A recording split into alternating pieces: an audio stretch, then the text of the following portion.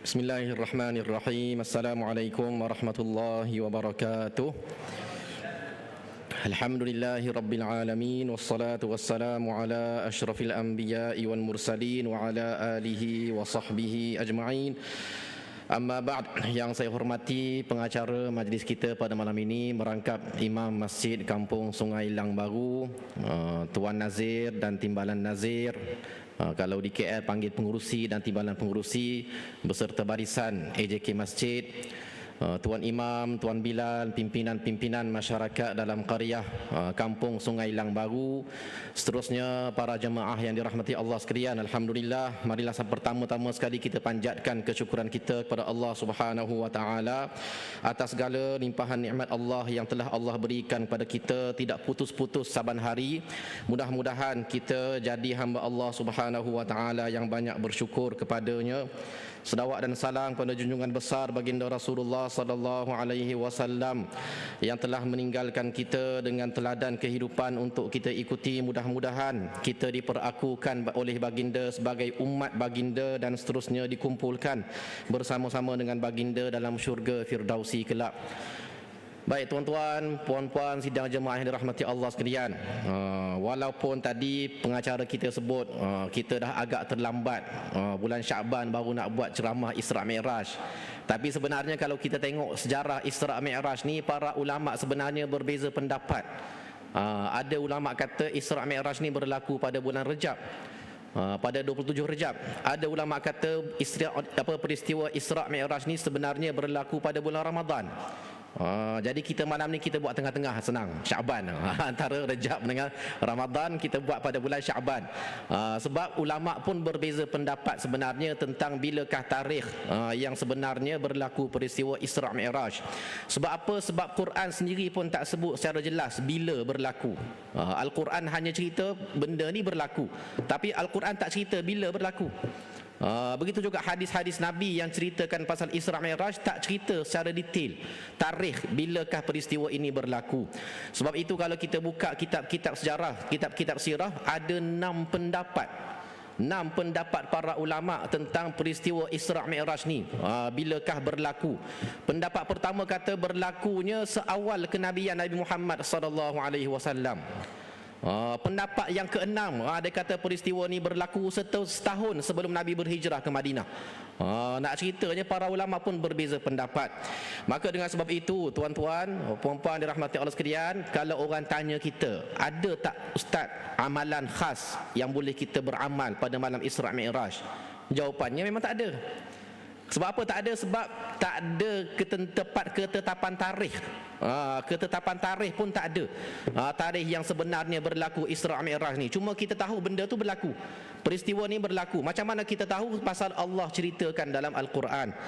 Bismillahirrahmanirrahim, dalam surah Al-Isra', subhanalladzi asra bi'abdihi lailan minal masjidil haram ilal masjidil aqsa alladzi barakna haulahu linuriyahu min ayatina innahu huwas sami'ul basir. Ni Allah ceritakan dalam Al-Quran satu ayat di permulaan surah Al-Isra' tentang peristiwa Isra' dan Mi'raj. Dan peristiwa Mi'raj pula Allah cerita dalam surah An-Najm. Dalam surah yang lain Allah cerita pula pasal Mi'raj.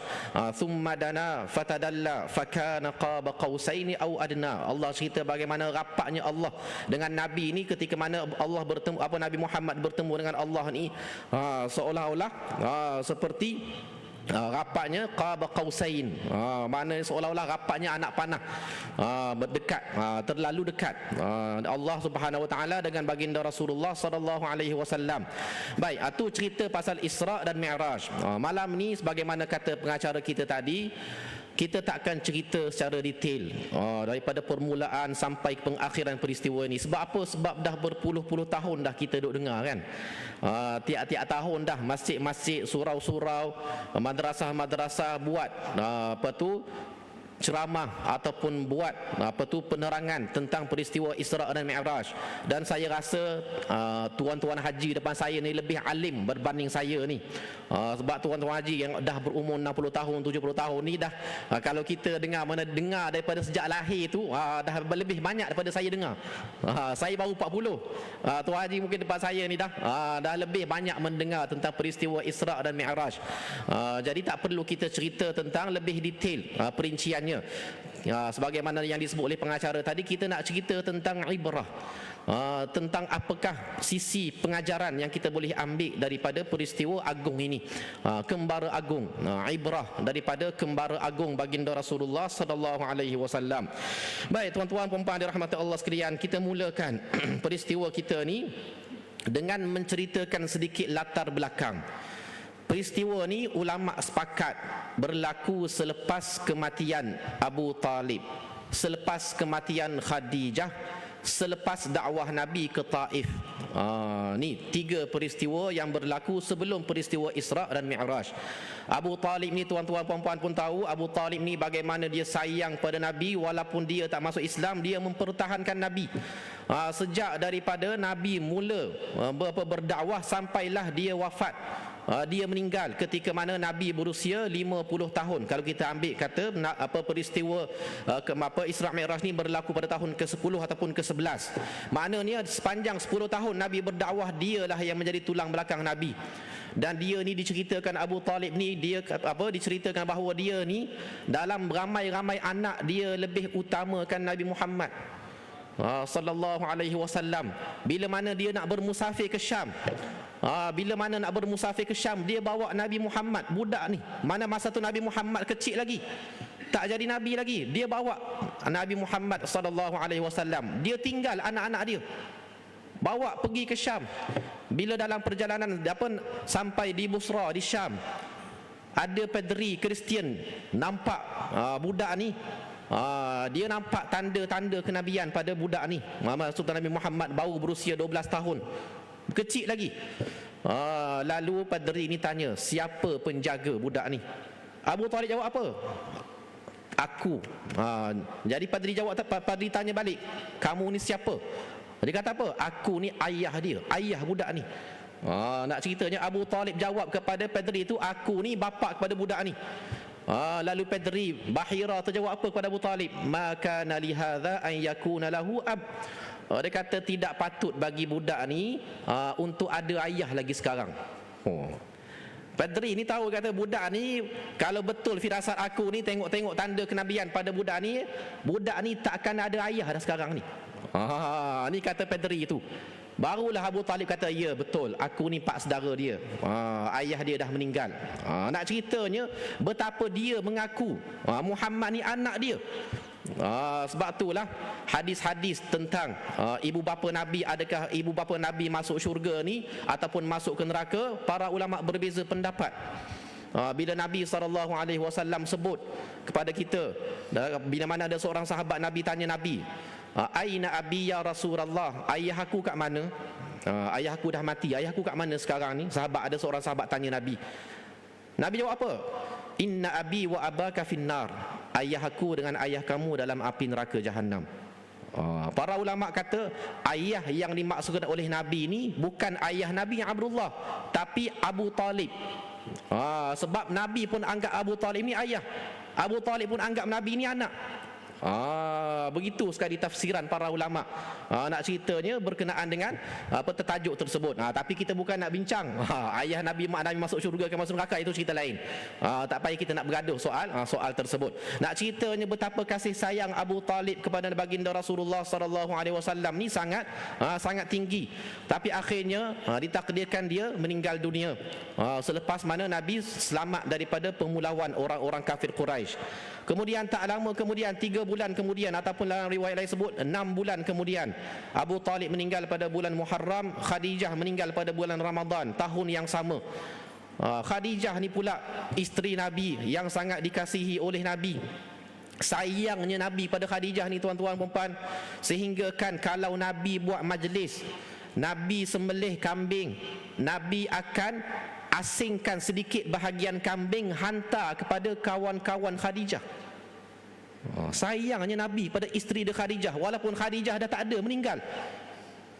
Dah meninggal, Nabi berada di Madinah masa tu. Aisyah isteri Nabi yang baru ni kata kepada Nabi, kamu nak buat apa lagi dengan wanita tua yang dah lama meninggal? Gitu sekali Aisyah cakap kepada Nabi, kamu nak buat apa lagi wanita tua yang dah lama meninggal tu? Allah telah gantikan kepada kamu wanita-wanita lain yang lebih baik. Nabi jawab apa? Dia kata tak ada orang dapat menggantikan Khadijah. Dan dia, Nabi sentiasa bila ada makanan sembelih kambing, dia simpan sikit, dia agih, dia hantar kepada kawan-kawan Khadijah. Ni betapa Nabi sayang pada Khadijah walaupun Khadijah dah meninggal. Tiba-tiba peristiwa Isra' Mi'raj ini datang selepas mana Khadijah ni meninggal dunia. Mempertahankan Nabi, mana keluar daripada kepungan pemulauan. Ada sebagian ulama kata oleh kerana kepungan pemulauan tu dahsyat, makan pun tak cukup, kesihatan tak terjaga, makan benda tak berkhasiat, maka dengan sebab itulah Abu Talib dan juga Khadijah meninggal. Kerana kesan daripada pemulauan zalim orang kafir Quraisy kepada baginda Rasulullah sallallahu alaihi wasallam. Tuan-tuan, kita tengok saudara seagama kita di Palestin sekarang, nak makan rumput, terpaksa makan rumput. Tuan-tuan bayang, bantuan nak hantar tak dapat masuk, makan rumput je. Tengok video budak-budak ambil air lecak, air takungan tu, air lecak tu ambil minum. Tuan-tuan, kita tak tergamak. Kalau kita tengok anak kita buat macam tu, kita tak tergamak tengok. Tapi nak cerita, itulah keadaan bila dikepung oleh musuh. Jadi Nabi SAW dipulaukan bersama dengan keluarga dia, sahabat-sahabatnya di satu tempat di kota Mekah, di lembah-lembah kota Mekah ni, di pulau. Tak boleh siapa-siapa pun bercakap, tak boleh siapa-siapa pun berniaga, tak boleh siapa pun bernikah kahwin dengan keluarga Nabi maupun sahabat Nabi. Begitu sekali. Bila keluar daripada kepungan tersebut, Abu Talib jatuh sakit dan meninggal, Khadijah jatuh sakit dan meninggal. Dan kemudian Nabi bila tahu dua orang ni meninggal, Nabi keluar ke Taif nak berdakwah, nak mencari tonggak agama yang baru, mana orang yang boleh mempertahankan Nabi SAW. Dah orang Mekah tak ada lagi yang boleh nak pertahankan Nabi. Nabi pergi ke Taif. Pergi ke Taif pula, orang Taif buat apa kat Nabi? Baling batu kepada Nabi. Baling batu pada Nabi sampai Nabi luka. Nabi luka, Nabi cedera, sampai Nabi mengadu kepada Allah Subhanahu wa taala, Allahumma ilaika ashku dha'fa quwwati wa qillata hilati wa hawani 'alan nas. Ya Allah, aku mengadu kepada kamu kelemahan diri aku, wa qillata hilati, kurangnya kepandaian aku nak berdakwah, wa hawani 'alan nas, dan hinanya aku depan manusia. Nabi mengadu kepada Allah keadaan baginda. Di Mekah dah tak ada orang yang boleh tolong. Pergi ke Taif pula, orang Taif baling dengan batu. Nabi balik ke Mekah dalam keadaan sedih, duka cita. Maka barulah datangnya peristiwa Isra' dan Mi'raj ni, tuan-tuan puan-puan dirahmati Allah sekalian. Nak ceritanya tuan-tuan, perkara pertama sekali yang kita boleh ambil iktibar daripada peristiwa Isra' Mi'raj ni ialah bagaimana Allah nak menggembirakan hati Nabi, nak menguatkan semangat Nabi selepas beberapa peristiwa tadi, 3 peristiwa yang begitu menyayat hati untuk baginda Rasulullah sallallahu alaihi wasallam. Maka dengan sebab itu tuan-tuan, perkara pertama sekali kita boleh ambil ibrah daripada peristiwa Isra' Mi'raj ni ialah kita pun tuan-tuan, bila kita ada masalah, kita stres, kita tension, keluarlah berjalan sekejap. Keluarlah berjalan, tak apalah, tak dapat pergi Mekah umrah pun tak apalah, pergilah. Pergi ke Shah Alam pun tak apa dah, daripada Bantai pergi Shah Alam sekejap. Pergi jalan-jalan sekejap. Untuk release tension. Kalau kita budak-budak zaman sekarang, pergi healing sekejap. Pergi healing. Jadi tuan-tuan puan-puan dirahmati Allah sekalian, Nabi sendiri ajarkan kita, kalau ada masalah dalam keluarga pun Nabi keluar berjalan. Ada hadis Nabi keluar malam-malam berjalan dengan isterinya Aisyah sambil-sambil bercakap. Sambil-sambil bersembang, sambil bercakap, bincang soal rumah tangga. Kita boleh buat begitu tuan-tuan. Kalau ada masa, ada ruang, bawa isteri berjalan. Dalam kereta tak boleh nak lari dah, kan? Kalau kita nak bersembang kat rumah ni, kita duduk kat sini, dia lari. Dia datang kat kita nak bersembang, kita pun lari. Jadi bila kita keluar berjalan sekali naik kereta, tak boleh nak lari dah. takkan nak terjun tingkap pula tengah-tengah highway. Jadi masa itulah kita ambil masa, kita selesaikan masalah rumah tangga.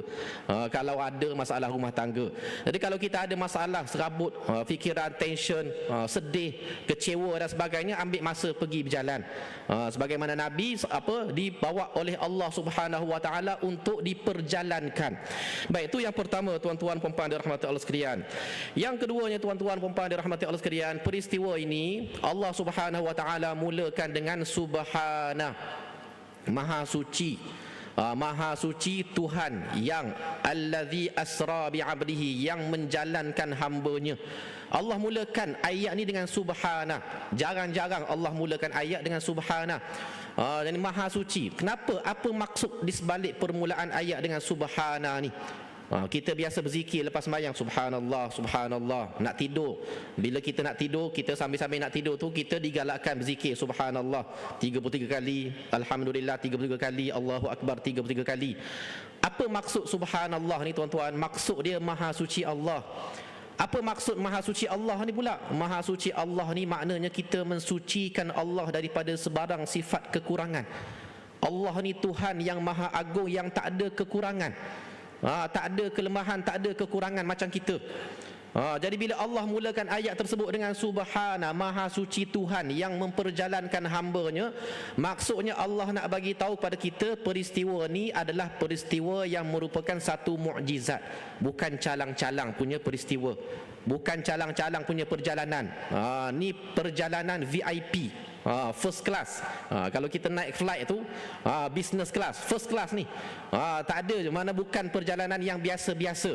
Dan Allah sebut subhana nak menunjukkan bukan sekadar perjalanan ni perjalanan yang luar biasa, tapi dia adalah mukjizat. Peristiwa ini adalah mukjizat daripada Allah Subhanahu wa taala yang akal kita pun tak sampai nak fikir. Sebab itulah tok guru pondok kita sebut pada kita, selalu pesan pada kita, kalau kita baca peristiwa Isra Mi'raj ni, bacalah dengan melihat kepada kudrat Allah, bukan dengan melihat dengan kudrat manusia. Sebab apa? Kalau kita tengok, fikir dengan kudrat manusia, memang tak dapat kita fikir, tak logik. Tapi benda ni kudrat Allah Subhanahu wa taala yang maha berkuasa, yang suci daripada sebarang kelemahan dan kekurangan. Kita pun, tuan-tuan, kalau kita pergilah daripada Banting ni, kita nak pergi Kelantan, kita pergi ke KLIA kat Sepang, ambil flight pergi Kelantan pukul 7 pagi, lepas tu petang tadi pukul 4 ambil flight balik pula daripada Kota Baru balik pula ke Banting, sampai elok-elok sampai maghrib kat sini. Contoh, kita manusia, kalau kita cerita pada manusia, okey, manusia boleh terima, sebab faham, okey, dia pergi Kelantan naik kapal terbang, okey, faham. Tuan-tuan, bayangkan kalau semut masuk dalam poket baju tuan-tuan. Semut tu duduk tengok je kat tepi baju, poket baju tuan-tuan. Ada kat poket baju ni, duduk berjalan. Mana dia dalam poket kita, dia bersama dengan kita sepanjang perjalanan kita. Kita pergi Kelantan, dia pun pergi Kelantan juga dalam poket kita. Kita balik daripada Kelantan, datang Banting, dia ada dalam poket kita, dia keluar. Dia keluar daripada poket kita, dia masuk, dia jumpa kawan-kawan dia. Hari ni aku pergi Kelantan hari ni. Kalau semut tu bagi tahu kawan-kawan dia, hari ni aku pergi Kelantan hari ni, syok juga. Member-member semut dia agak percaya tak? Mana semut-semut yang seangkatan dengan dia confirm tobat lahun, tak percaya. Sebab mereka melihat dengan kudrat semut. Macam mana semut boleh pergi Kelantan dalam masa sehari? Mana boleh, mustahil. Tapi dia tak tahu, rupa-rupanya semut ni bukan pergi dengan kudrat dia. Semut ni pergi dengan kudrat manusia. Manusia ni pun nak naik flight. Jadi logik, baru boleh fikir, baru boleh terima dengan akal. Jadi Nabi kita Muhammad sallallahu alaihi wasallam pergi ke Baitul Maqdis bukan dengan kudrat dia. Dia pergi dengan jemputan daripada Allah Subhanahu wa taala melalui Jibril, bawa burak, satu binatang yang disebut oleh baginda Rasulullah sallallahu alaihi wasallam fauqal himar, besar sikit daripada himar, keldai, wadunal baghl, kecil sikit pada bagal. Ni tuan-tuan, kalau haiwan ni kita ada 3 jenis: himar, keldai, bagal, kuda. Keldai bila kacuk dengan kuda tu jadi bagal. Bagal tiga ni tuan-tuan. Jadi kat negara Arab ni dia kenal tiga benda ni. Kuda, bagal, keldai. Jadi Nabi sebut haiwan burak ni dia kata besar sikit pada keldai, kecil sikit pada bagal. Ni bentuk saiz dia. Dan Nabi cerita pada kita haiwan ni macam mana? Yad'u hafirahu 'inda muntaha basarih. Dia letakkan tangan dia, kaki dia ni di penghujung pandangan dia. Macam mana dia bergerak? Dia pandang satu tempat dia sampai. Pandang sampai. Nak ceritanya laju. Dia punya pergerakan tu laju. Mana dia pandangan dia yang paling jauh, kat situ dia sampai. Dia tampak yang paling jauh, kat situ dia sampai. Tu perjalanan burak ni yang Nabi cerita pada kita. Sebab itulah binatang ni dipanggil burak. Burak ni daripada perkataan barq. Barq ni kalau tuan-tuan puan-puan belajar bahasa Arab, barq ni daripada perkataan yang bermaksud kilat. Kilat maknanya kilauan cahaya. Tu maksud barq. Jadi binatang ni, haiwan ni disebut burak kerana pergerakan dia pantas seperti cahaya, kilauan cahaya. Tu sebab kenapa haiwan ni dipanggil burak. Baik tuan-tuan puan-puan dirahmati Allah sekalian. Kita kelajuan cahaya, kalau zaman moden ni kelajuan cahaya 300 km per second, 300 km sesaat. Tu kelajuan cahaya. Jadi burak ni lebih kurang lah. Sebab itulah orang kafir Quraisy mempertikaikan, macam mana kamu boleh pergi ke Baitul Maqdis dalam masa semalaman? Kami ni sebulan pergi, sebulan balik. Orang kafir Quraisy bagi tahu Nabi, kami ni nak sampai ke Baitul Maqdis tu sebulan perjalanan, sebulan pula patah balik, 2 bulan ambil masa. Tiba-tiba kamu balik, kamu cerita pergi semalaman. Sebab itulah kita sebut tadi, benda ni kalau kita fikir guna logik semata-mata, kudrat manusia semata-mata, memang tak mampu kita fikirkan. Tapi bila kita faham benda ni adalah mukjizat, Allah jemput Nabi, Allah berikan keistimewaan. Jadi Nabi pergi dengan kudrat Allah Subhanahu wa taala melalui haiwan tunggangan burak, maka boleh, mana tak ada masalah bagi Allah Subhanahu wa taala untuk menjalankan hamba dia. Baik tuan-tuan puan-puan dirahmati Allah sekalian. Kemudian Allah Subhanahu wa taala hantar burak ni pada waktu malam kepada Nabi sallallahu alaihi wasallam. Nabi sedang tidur di hadapan Kaabah di Hijr Ismail. Hijr Ismail tu tempat yang ada dinding separuh tu, Nabi tidur dalam tu. Kemudian malam tersebut Nabi dikejutkan oleh Jibril, dibawa naik haiwan tunggangan burak dari Mekah, dari Masjidil Haram. Allah sebut Masjidil Haram ilal Masjidil Aqsa, ke Masjid Aqsa. Masjid Aqsa, kenapa Masjid Aqsa dinamakan Aqsa? Sebab dia masjid paling jauh. Zaman tu ada 2 masjid je, Masjid Mekah, Masjid Aqsa. Masjid Nabi kat Madinah pun tak ada lagi. Dan Masjid Aqsa masa tu menjadi kiblat kepada orang Yahudi, kiblat kepada orang Kristian, orang Islam. Nabi pun bila dapat kefarduan solat 5 waktu, Nabi semayang menghadap ke ke Masjidil Aqsa. Apa maksud Aqsa? Aqsa ni maksud dia masjid yang paling jauh. Zaman itulah masjid yang paling jauh, yang jauh sekali, Aqsa, masjid yang paling jauh. Jadi Nabi pergi naik burak ke Masjidil Aqsa. Nabi turun, Nabi ikat burak tersebut. Tuan-tuan kalau kita fikirlah, Nabi ditemani oleh Jibril, naik pula burak. Burak ni makhluk yang dibawa datang khas kepada Nabi daripada syurga. Tak perlu lagi nak ikat. Kalau kita fikirlah, nak ikat buat apa? Takkanlah haiwan ni nak lari, takkanlah ada orang nak curi haiwan ni. Tapi Nabi nak ajar kepada kita ni, tawakal kita kepada Allah Subhanahu wa taala ni mesti sentiasa kena ada dengan usaha. Walaupun Nabi tahu burak ni haiwan Allah hantar, tak ada orang boleh naik selain Nabi, tak ada orang boleh curi, tapi Nabi tetap ikat burak ni di haid al-burak, dinding burak. Kalau tuan-tuan tengok dalam pelan Masjid Aqsa tu ada dinding tempat orang Yahudi semayang, itu dipanggil dinding burak. Nabi ikat burak di situ. Ni tuan-tuan puan-puan dirahmati Allah yang tengok orang Yahudi duduk letak kepala kat dinding tu, tu belah luar, belah dalam tu kita panggil haid al-burak. Baik, kat situ Nabi ikat burak ni, kenderaan Nabi ni. Kemudian Nabi masuk, Nabi tengok para Nabi ni tengah semayang.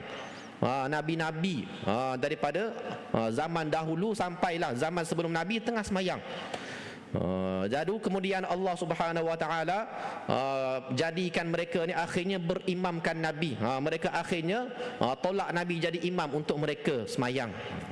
Ada dua soalan yang orang tanya, Ustaz, Nabi semayang apa? Bukan ke Nabi tak naik lagi berjumpa dengan Allah? Allah tak fardukan lagi semayang 5 waktu. Habis tu Nabi semayang apa dengan para Nabi ni? Soalan. Bagus juga soalan tu. Ini tuan-tuan dan puan yang dirahmati Allah sekalian, sebelum kefarduan solat 5 waktu, Nabi telah difardukan semayang apa? Semayang malam. Kalau tuan-tuan buka Al-Quran tu, kita ada jumpa surah Al-Muzammil. Ya ayyuhal muzammil, wahai orang yang berselimut, qumil laila illa qalila, bangunlah pada waktu malam kecuali sedikit. Nisfahu awin qus minhu qalila, separuh daripada malam ataupun kurangkan sikit.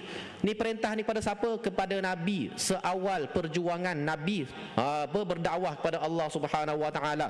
Mana Nabi dah semayang malam dah. Sebab tu para ulama sebut semayang malam ni wajib, hukumnya wajib bagi Nabi. Sebab tu Nabi tak pernah tinggal semayang malam. Jadi bila Nabi keluar Isra' ni berjumpa dengan para Nabi yang lain di Masjidil Aqsa, Nabi jadi imam untuk mereka ni untuk semayang malam.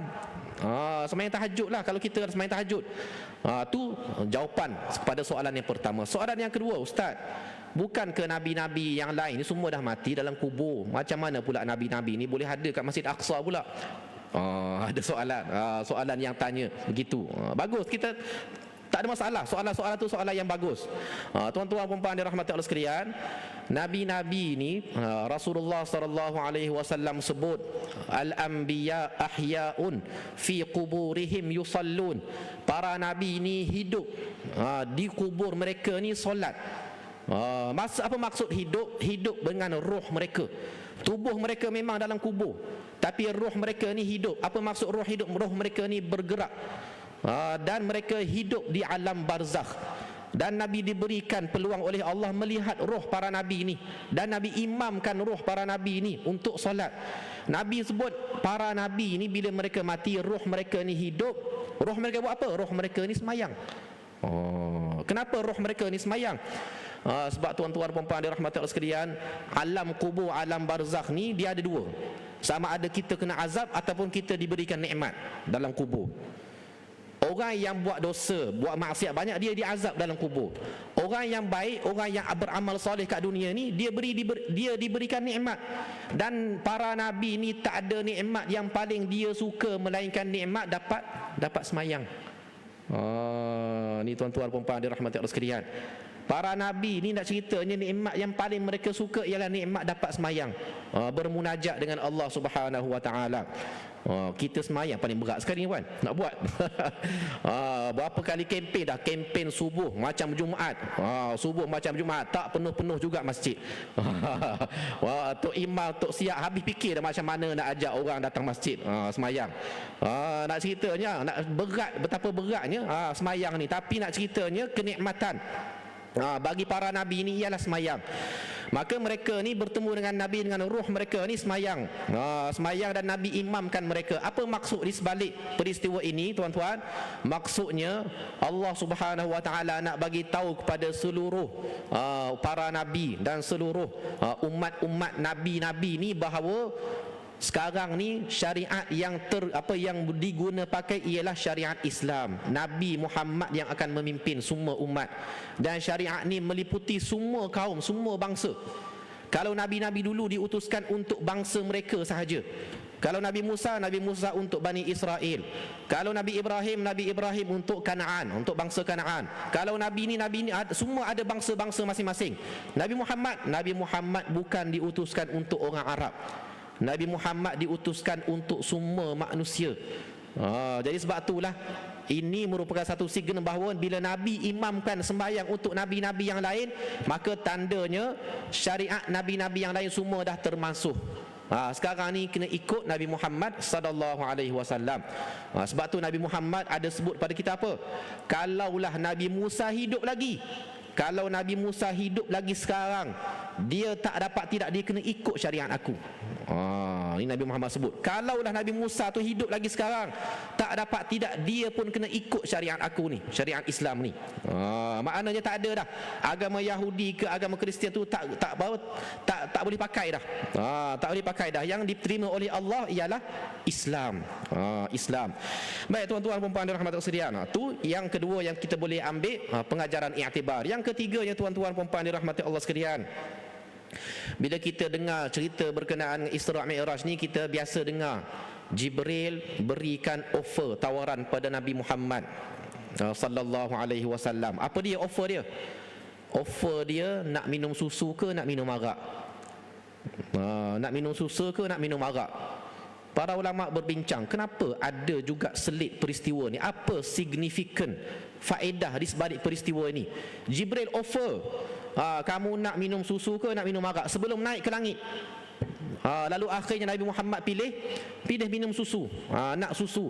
Lalu Jibril bagi tahu pada Nabi Muhammad, hudi taril fitrah, kamu telah diberikan hidayah kepada fitrah, asal kejadian manusia yang minum hasil-hasil alam.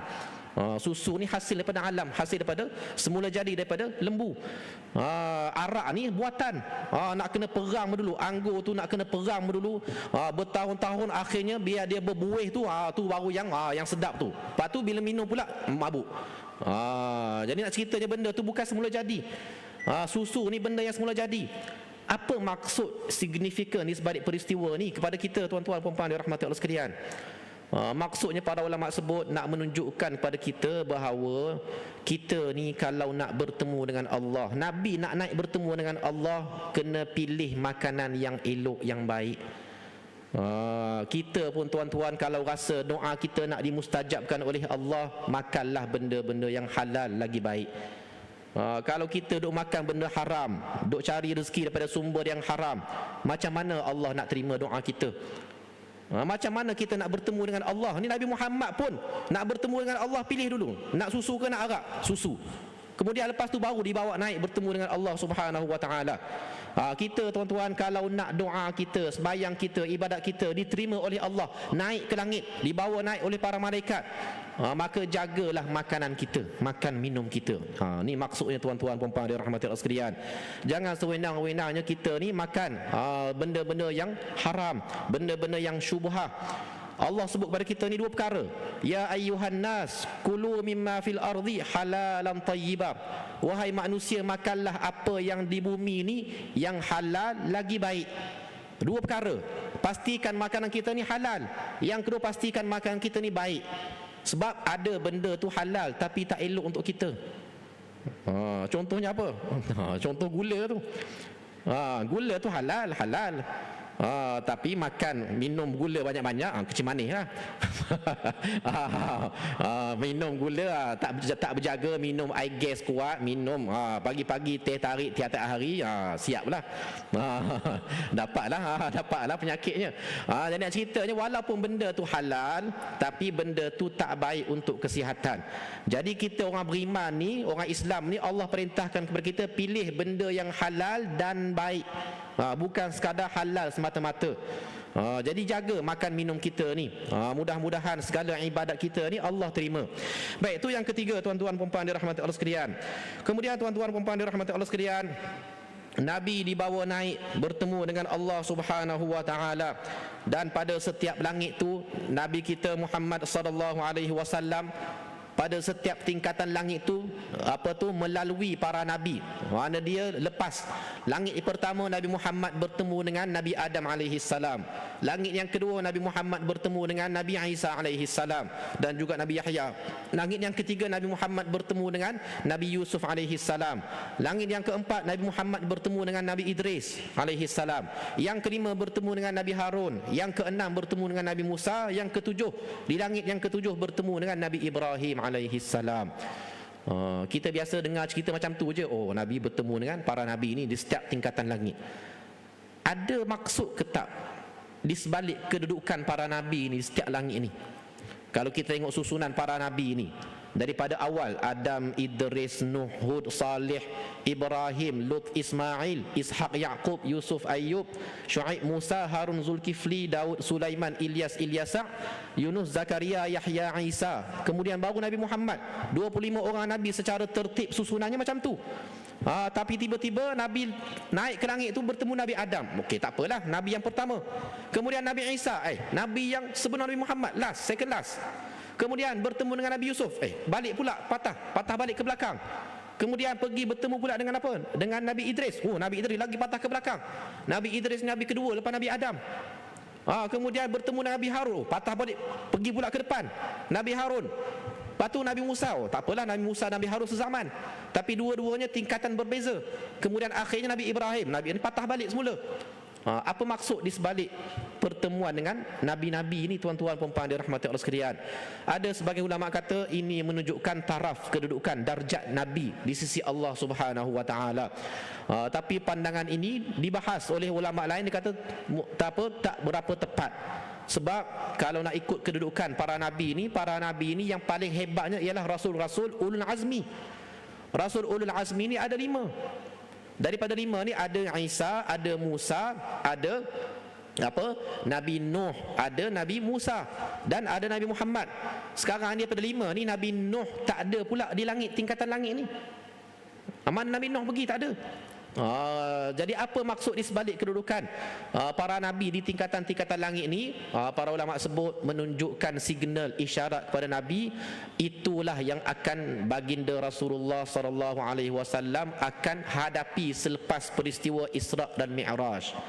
Bertemu dengan Nabi Adam. Nabi Adam dulu berpindah dari syurga, berpindah ke bumi.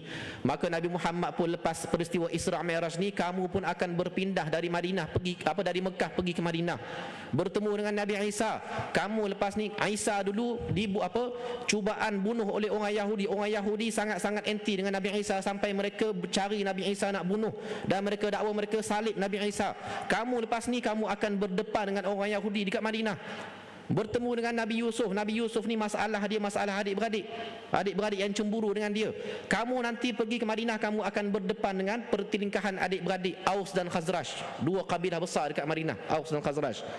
Kemudian kamu bertemu dengan Nabi Idris. Nabi Idris ni Nabi yang pertama yang susun bandar, Nabi yang pertama yang jadi tukang jahit, Nabi yang pertama yang pandai menulis. Maka bila kamu sampai ke Madinah, kamu pun akan menjadi orang pentadbir kepada bandar Madinah ni, kena susun. Kemudian bertemu dengan Nabi Harun. Nabi Harun ni orang kanan pada Nabi Musa. Dia sangat fasih berbahasa. Jadi kamu bila kamu sampai ke Madinah, kamu kena kuatkan orang sahabat-sahabat kamu ni. Nabi ada seorang sahabat bernama Hassan bin Thabit, yang kalau kita umpama sekarang ni media kepada Nabi. Dia tukang jawab dengan syair-syair dia jawab tomahan kepada Nabi. Ni Hassan bin Thabit. Nabi bertemu dengan Nabi Musa. Nabi Musa ni zaman dia dia berdepan dengan Firaun, raja yang paling zalim. Kamu Nabi Muhammad, kamu bila sampai ke Madinah nanti, kamu akan dihimpit oleh 2 empayar besar, empayar Rom dan empayar Parsi. Nabi Muhammad bertemu dengan Nabi Ibrahim. Nabi Ibrahim latar belakang dia ni kekasih Allah yang mengorbankan segala-galanya untuk Allah. Maka begitu juga Nabi Muhammad, dia korbankan segala-galanya untuk Allah Subhanahu wa taala. Tak tinggal apa pun tuan-tuan. Harta pun tak tinggal untuk anak isteri. Nabi kita ni sampaikan baginda tak balik semula ke negeri baginda, kat Mekah. Kita biasa tuan-tuan, bila kita pencen, tak apalah nanti pencen, nak apalah nanti nak balik rumah, nak buat rumah kat kampung, balik duduk kampung. Biasa kita macam tu kan. Apalah sekarang kerja kat KL, kerja kat Selangor, tak apalah. Sambil-sambil kerja kumpul duit, nanti dah pencen, nanti nak beli tanah kat kampung, nak buat rumah kat kampung. Kita biasa bercita-cita begitu. Nabi kita Muhammad berpindah ke Madinah, dan Nabi walaupun dah berjaya buka kota Mekah, Nabi duduk Mekah ke? Nabi tetap duduk di Madinah. Korbankan dah jiwa raga dia yang terikat dengan kampung Mekah tu, Nabi korbankan. Nabi duduk di Madinah. Tuan-tuan perempuan dirahmati Allah sekalian. Jadi kita pun tak apalah kalau dah kita kerja kat kampung Sungai Lang Baru ni, duduk sini je lah. Tak payah sibuk nak balik kampung dah lah. Kita pun dah kenal dengan qaryah sini, orang sini, jiran-jiran kita pun baik-baik kat sini, duduk sinilah. Nak balik kampung lagi buat apa? Kan? Betul tak? Stay sini je lah tak? Betul? Boleh? Nabi Muhammad SAW berkorban jiwa raga dia, duduk di Madinah. Walaupun dia berjaya membuka semula kota Mekah, berjaya menawan kota Mekah, mana dia korbankan habis segala hidup dia untuk Allah Subhanahu wa taala. Baik, kemudian Rasulullah SAW, tuan-tuan perempuan dirahmati Allah sekalian, akhirnya bertemu dengan Allah Subhanahu wa taala. Persoalannya, Nabi nampak Allah ataupun tidak? Ni ada sahabat Nabi tanyakan Nabi, hal ra'aita rabbak, adakah kamu melihat Tuhan kamu pada malam tersebut? Nabi jawab apa? Nabi jawab, nurun anna arah, cahaya macam mana aku nak nampak? Cahaya macam mana aku nak nampak? Macam kita ni, macam kita lah, kalau siang hari kita nak tengok matahari, boleh nampak ke matahari? Kalau tengok tutup mata tu, tutup sikit mata tu bolehlah nampak matahari. Tapi kalau tengok berdepan-depan matahari tu, sakit mata kita ni. Cahaya yang terlalu terang. Jadi Rasulullah jawab begitu pada para sahabat. Cumanya kita ni, Rasulullah SAW dalam satu hadis baginda yang lain, baginda sebut pada kita, hal tudaruna fi ru'yatil qamar lailatal badr, adakah kamu ragu untuk melihat bulan purnama pada malam, pada sebelah malam yang gelap gulita? Sahabat Nabi jawab, tidak, kami tak ragu-ragu, memang boleh nampak. Kalau bulan purnama pada malam boleh nampak. Lalu Nabi jawab apa? Nabi jawab, kamu akan melihat Tuhan kamu umpama kamu melihat bulan purnama pada malam hari. Boleh nampak. Tapi di akhirat kelak. Sekarang tak boleh. Sekarang tak boleh lah. Baik. Kemudian Rasulullah SAW bila bertemu dengan Allah Subhanahu wa taala perintahkan Nabi kita untuk solat fardu 50 waktu. Ni tuan-tuan, kita sehari pun ada 24 jam je. 24 jam ni kalau bagi 2 jadi 48. Kalau setengah jam ni jadi 48. Mana semayang 50 waktu, tuan-tuan. Kalau setiap semayang tu ada waktu dia, maknanya satu semayang tu setiap 25 minit kita kena semayang, tuan-tuan. Darat ke? Setiap 25 minit tuan-tuan kena semayang. Setiap 25 minit semayang. Setiap 25 minit semayang. Kalau buat macam tu, tuan-tuan, kuliah ni pun tak ada ni. Kuliah ni pun tak ada. Tidur pun tak sempat nak tidur. Nak cari kerja pun tak sempat. Tapi Allah Subhanahu wa taala akhirnya kurangkan kepada baginda Rasulullah sallallahu alaihi wasallam. Nak ceritanya, tuan-tuan, kalau ikutkan hak Allah yang perlu kita tunaikan ni besar. Allah bagi apa maksud? Kenapa Allah tahu dah kita tak mampu, tapi Allah bagi juga 50 waktu. Kenapa? Apa maksud dia? Sebab Allah nak bagi tahu pada kita ni sebenarnya banyak hak Allah yang kita kena tunaikan. Sebenarnya kalau nak ikutkan betul-betul, kita kena tunaikan hak Allah ni setiap 25 minit kena semayang sekali. Tapi Allah Subhanahu wa taala ni maha penyayang kepada kita. Tahu kita ni tak mampu. Nabi Musa pun minta Nabi Muhammad pergi balik jumpa Allah, minta pengurangan, diskaun. Tak mampu 50 waktu ni. Akhirnya minta kurang jadi 40, minta kurang 30, minta kurang jadi 20, minta kurang jadi 10, akhirnya minta kurang jadi 5 kali. Itu pun Nabi Musa minta lagi. Bila Nabi Muhammad turun, lalu dekat Nabi Musa kata, pergi balik jumpa Tuhan kamu, mintalah pengurangan. Umat kamu takkan mampu 5 waktu. Betul ke tidak? Betul lah, tuan-tuan. Hanya orang yang diberikan taufik oleh Allah Subhanahu wa taala sahaja yang mampu jaga sembahyang 5 waktu ni. Sebab itulah, tuan-tuan, daripada peristiwa ini kita boleh dapat 2 perkara. Yang pertama, nak ceritanya betapa pentingnya sembahyang ni sampaikan Allah tak hantar Jibril. Kalau ibadat-ibadat lain, syariat-syariat lain, puasa, zakat, haji, Allah hantar Jibril je. Allah hantar Jibril bagi tahu kepada Muhammad, ni puasa telah difardukan, bawa turun ayat ni, ya ayyuhallazina amanu kutiba alaikumusiyam. Bila musim haji, bagi tahu Muhammad, ni haji, wa atimul hajja wal umrata lillah. Allah hantar Jibril je, hantarkan, sampaikan wahyu kepada Nabi Muhammad. Tapi bab semayang Allah panggil bawa Nabi Muhammad datang menghadap. Maknanya ni urusan yang sangat penting. Tuan-tuan, kalau kita kerajaan Malaysia ni ada duta-duta dekat luar negara, ada duta kat Singapura, ada duta kat Indonesia. Kalau urusan-urusan biasa, kerajaan Malaysia ni hantar fax je, telefon je, hantar fax je, ataupun hantar utusan, hantar surat kepada duta-duta ni maklumkan pendirian kerajaan Malaysia. Tapi kalau kerajaan Malaysia ni panggil balik duta-duta ni, berkumpul dekat Putrajaya, maknanya itu isu besar tu. Isu besar. Jadi Allah Subhanahu Wa Taala nak cerita pada kita, nak tunjuk pada kita semayang ni isu besar, bukan main-main. Allah tak hantar Jibril bawa turun Quran wahyu pada Nabi Muhammad. Allah panggil Nabi Muhammad sallallahu alaihi wasallam datang menghadap sendiri Allah Subhanahu Wa Taala untuk terima kefarduan solat 5 waktu. Itu yang pertama. Yang kedua, tuan-tuan puan-puan dirahmati Allah sekalian, yang kita boleh ambil iktibar ialah semayang ni Allah jemput. Maknanya apa? Maknanya orang yang boleh jaga semayang ni sebenarnya Allah jemput, Allah bagi taufik. Tuan-tuan puan-puan yang ada depan saya boleh datang masjid ni, jangan rasa dengan kudrat kita datang masjid. Alhamdulillah ustaz, saya sihat sebab tu saya datang masjid. Bukan sebab tu tuan datang masjid. Berapa ramai lagi orang sihat kat luar tak sampai masjid. Alhamdulillah ustaz, saya ada motor, ada kereta, boleh datang masjid. Bukan sebab motor, bukan sebab kereta boleh datang masjid. Berapa ramai orang kat luar sana ada motor, ada kereta, tak sampai juga masjid. Sebab apa tuan-tuan puan-puan boleh datang masjid?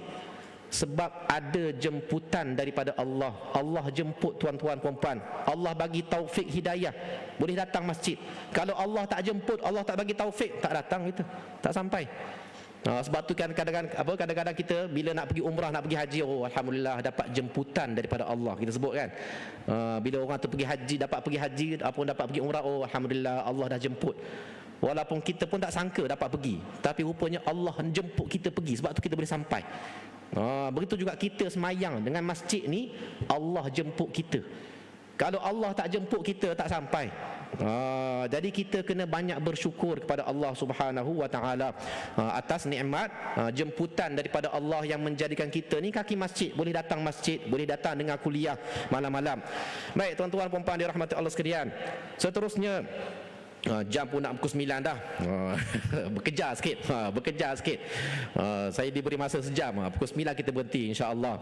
Baik tuan-tuan puan-puan dirahmati Allah sekalian, ada beberapa lagi pengajaran yang kita boleh ambil iktibar daripada peristiwa Isra' Mi'raj ni, ialah kedudukan Masjidil Aqsa dalam Islam. Tuan-tuan, para ulama sebut, kalau sekadar Allah nak jemput Nabi datang bertemu dengan Allah boleh je angkat terus Nabi Muhammad daripada Mekah tu, angkat terus, bawa ke langit terus. Boleh je Allah nak buat. Tapi kenapa Allah jalankan dulu Nabi Muhammad daripada Mekah ni pergi ke Baitul Aqsa, Masjidil Aqsa. Daripada Masjid Aqsa barulah dibawa ke naik ke langit. Nak bagi tahu kepada kita umat Islam, Masjidil Aqsa ni kena jaga. Kena pastikan ia berada di tangan umat Islam. Ni signal maksud daripada Allah Subhanahu Wa Taala. Kalau sekadar Allah nak bawa Nabi Muhammad bertemu dengan Allah boleh angkat je Nabi Muhammad daripada Mekah ni terus naik ke langit. Tapi Allah bawa Nabi Muhammad ni bawa ke Masjidil Aqsa, imamkan dulu solat untuk nabi-nabi yang lain, barulah dibawa naik ke langit. Menunjukkan kepentingan Masjidil Aqsa kepada kita umat Islam. Jangan abaikan. Jadi tuan-tuan puan-puan dirahmati Allah sekalian, sekarang ni Masjidil Aqsa di bawah genggaman taklukan orang Yahudi yang dilaknati oleh Allah Subhanahu Wa Taala. Jadi menjadi tugas kita umat Islam bebaskan Masjidil Aqsa. Jangan kita berpeluk tubuh. Paling-paling tak boleh pun tuan-tuan sentiasa berdoa untuk mereka. Baru ni ada video orang Palestin kata apa? Aku nak tuntut depan Allah nanti. Depan Allah nanti aku nak tuntut kepada orang-orang Islam ni yang berpeluk tubuh, tak buat apa-apa untuk bantu kami kat Palestin. Aku nak tuntut depan Allah. Tuan-tuan, kalau kita lah kena panggil dengan Allah di hari akhirat, kamu buat apa untuk jaga saudara kamu dekat Palestin, dekat Masjid Aqsa? Kita nak jawab apa tuan-tuan? Saya sendiri pun kalau fikir soalan ni, tak tahu nak jawab apa. Tak tahu nak jawab apa tuan-tuan. Yang boleh kita buat, angkat tangan berdoa kepada Allah Subhanahu Wa Taala. Kita ni sekarang ni bulan Syaban, ada dah orang Malaysia ni siap dah baju raya siap dah. Raya Ramadan tak masuk lagi, baju raya siap dah. Orang kita ni, tuan-tuan, orang Palestin tu tak fikir pasal raya lah. Tak fikir pasal raya, tak fikir pasal nak sambut apa tu, nak makan apa bulan puasa, nak buka puasa kat mana. Kita dah rancang dah nak makan apa bulan puasa, nak beli moreh, nak buat apa. Orang sana tak fikir dah, tuan. Fikir macam mana nak hidup je, nak survive hidup. Sampai terpaksa makan rumput, sampai terpaksa cedok air dekat tanah tu, atas tanah, air lecak atas tanah minum. Sampai tahap begitu sekali, tuan-tuan puan-puan dirahmati Allah sekalian. Tapi yang sedihnya, umat Islam di sekeliling Palestin tak ada seorang pun bantu, terutamanya Mesir, Arab Saudi, Turki. Turki kadang-kadang berdegang-degang je bercakap, sembang, kalau kita kata sembang lebih. Yang baru ni orang keluarkan, tunjuk video gambar bom yang dihantar oleh Israel ke Palestin tu berkecai dekat Palestin. Berkecai tu ada tulis made in Turki. Allahu Akbar. Bom yang dihantar ke Palestin tu made in Turki. Ni tak tahu nak jawab apa. Kita nak jawab apa? Kita nak jawab, kalau Allah tanya apa yang kamu buat untuk tolong saudara kamu di Palestin, untuk bebaskan Masjid Al-Aqsa, kita pun tak tahu nak jawab apa, tuan-tuan.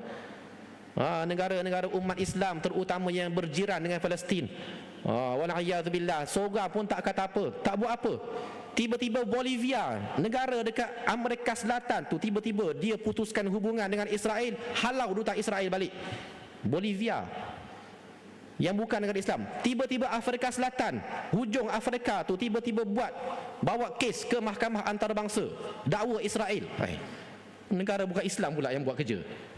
Negara Islam nak halau duta Israel. Mesir tu sampai sekarang ada lagi duta Israel, tak kena halau pun, relax.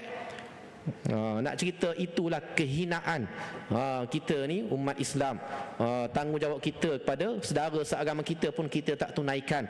Macam mana kita nak jawab depan Allah Subhanahu Wa Taala, di hadapan Allah nanti kalau Allah tanya, kamu tengok saudara mara kamu kena bunuh, kena zalim, kena bom, kamu buat apa? Allahu Akbar. Sedangkan kita ni Nabi Muhammad sebut, tak beriman dengan aku ni siapa yang tidur malam dalam keadaan kenyang sedangkan jirannya lapar. Nabi sebut pada kita, la yu'minu bi. Orang tu tak beriman dengan aku. Siapa? Mereka yang tidur kekenyangan sedangkan jirannya lapar.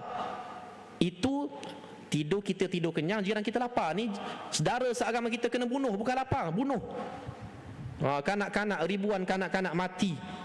Kita tengok pun sedih video mayat-mayat kanak-kanak. Allahu Akbar, sedih tengok. Wal'iyadzubillah. Jadi tuan-tuan puan-puan dirahmati Allah sekalian, jam pun dah menunjukkan pukul 9 malam.